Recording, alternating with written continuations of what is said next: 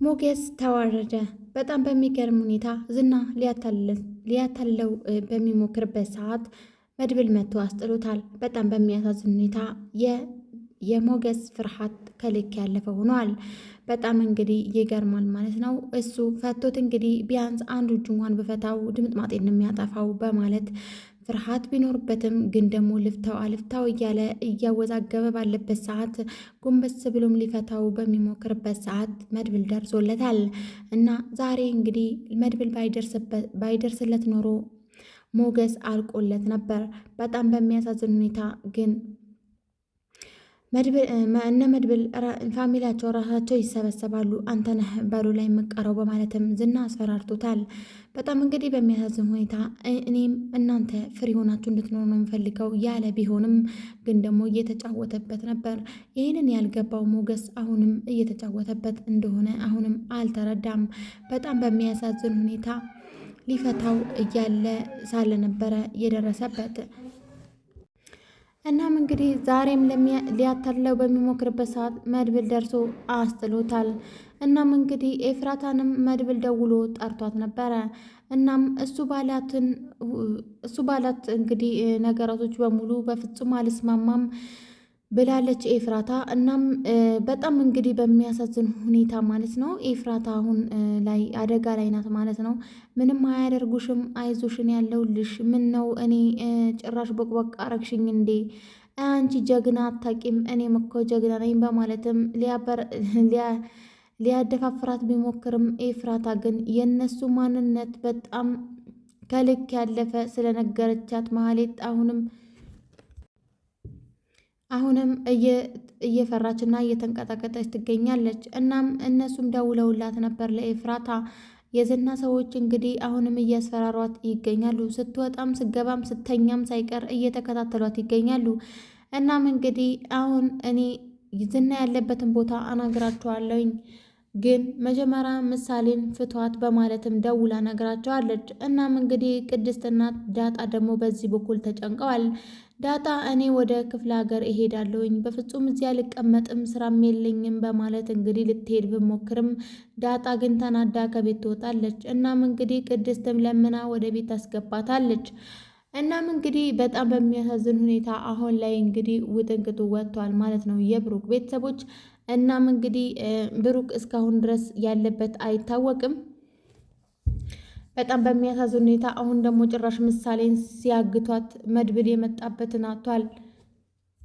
እናም እንግዲህ መድብል ነገ ምሳ ሰዓት ከኛ ጋር ምሳ ትበላለች በማለት ይፎክራል። እሱ ግን በኤፍራታ ተማምኖ ነው። ግን ደግሞ የዝና ሰዎች እንደዚች እንደተባሉትና እንደታዩት ቀላል ሰዎች አይደሉም። ምክንያቱም ብዙ እጀ ረጅም ናቸው። እናም ብዙ ሰው ስላላቸው በፍጹም እነሱን እንትን ሊሏቸው አልቻሉም። መድብል ደግሞ በጣም የተሳሳተና በጣም እንትን የሚልበትን ነገር ዝናን ቤቱ ላይ በማገቱ ነበር። ምክንያቱም ሌላ ቦታ ማገት ሲችል ቤቱ ላይ በጣም ነው የሚያሳዝነው። ምክንያቱም አሁን ድጋሚ ከመጡ ዝናን ፈታው ከመውሰድ ወደኋላ አይሉም።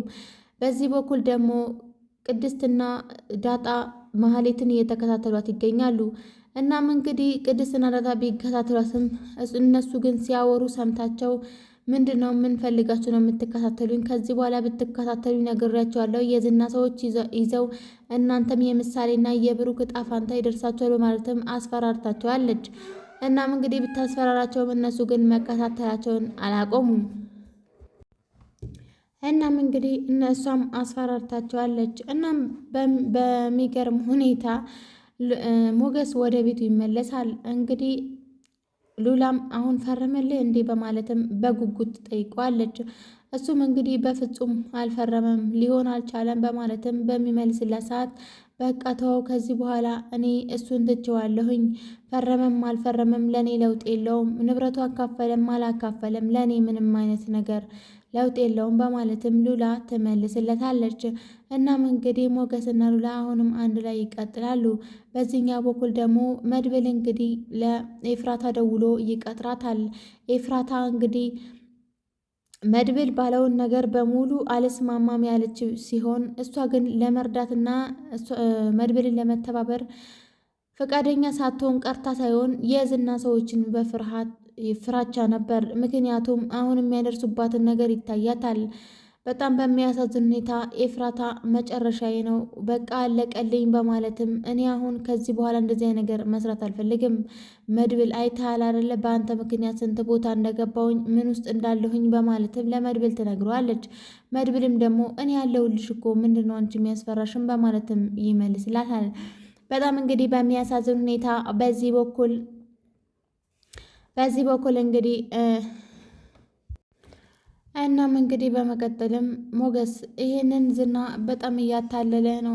ምክንያቱም አንተ ብትፈታው እንኳን ይሄንን ወረቀት ሊፈርምልህ አይችልም በማለትም እንግዲህ በሚነግረው ሰዓት ሞገስ በፍጹም እኔ ልፈታው አልነበረም በማለትም ይመልስለታል። ግን ዝና በፍጹም ሊፈታ ነበረ በማለት ከመድብል ጋር ለማጣላት ይሞክራል። እናም እንግዲህ መድብል አታውቅም እንዴ ሞገስ እኮ የብሩክን ሚስት እንግዲህ ያማግጥ ነበር በማለትም ይነግረዋል። ግን ደግሞ መድብል ሊሰማው አልቻለም። ዝም በል ቢለውም ዝም ሊል አልቻለም። የሚያውቀውና የበፊቱ ታሪካቸውን መዘርዘር ጀመረ። እናም በዚህ በኩል ደግሞ ሞገስ በጣም ፈርቶና በጣም እየተንቦቀቦቀ ነበር።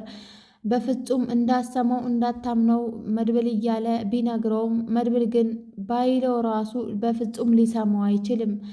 ሁለታቸው ለማጣላት ያደረገውን ነገር ስለመሰለው ጸጥ ብሎታል። ግን ደግሞ መድብል ሁሉንም ነገር ያውቃል።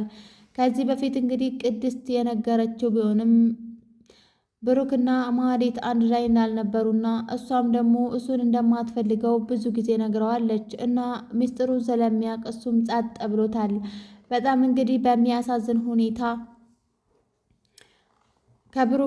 ከብሩክ በላይ ሞገስን ማህሌት ትወደው ነበረ እኮ አታውቅም እንደሄንን እንደውም እኔን መጠየቅ ትተክ እሱን መጠየቅ አለብህ። ምሳሌም ይሁን ብሩክም ይሁን የት እንዳሉ የሚያውቀው ሞገስ ነው። ሞገስን አጥብቀህ ጠይቅ፣ አጠገብህ ሆኖ አንተ ግን ምንም ነገር ልታውቅ አልቻልክም በማለትም ለመድብል ቢነግረው መድብል ግን መስሚያው ጥጥ አድርጎ አላዳምጥ ብሎታል። በጣም እንግዲህ በሚያሳዝን ሁኔታ በዚህ በኩል ማህሌት ተጨንቃለች። ምክንያቱም መቼ በመቼ እኔንም አገቱኝ በማለት ተጨንቃለች። ምክንያቱም ኤፍራታን ፍለጋ ሁለታቸውንም ስለሚይዟቸው ማለት ነው። ሰላም ሰላም! ውድና የተከበራችሁ የኢና ዩቲዩብ ቤተሰቦች ለዚህ ቻናል አዲስ የሆናችሁ ላይክ፣ ሼር፣ ሰብስክራይብ ማድረጋችሁን አትርሱ።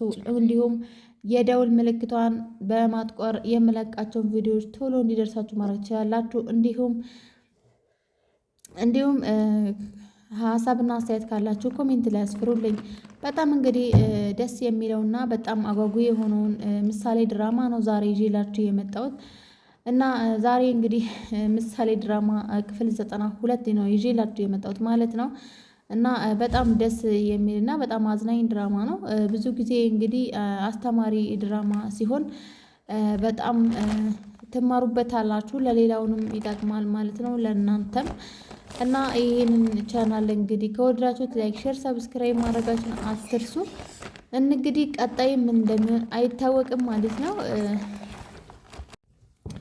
እናም እንግዲህ ቀጣይ ምን እንደሚሆን አይታወቅም ማለት ነው። ቀጣይ እንግዲህ ብሩክ ይምጣልን ትላላችሁ እና በጣም ደስ የሚልና ገብጋቢ አጓጊ የሆነ ድራማ ነው። ቪዲዮውን እስከ መጨረሻው ድረስ ተከታተሉት። ስለምትከታተሉኝ ስለምታበረታቱኝ ከልብ አመሰግናለሁ። ቸር ቆዩልኝ።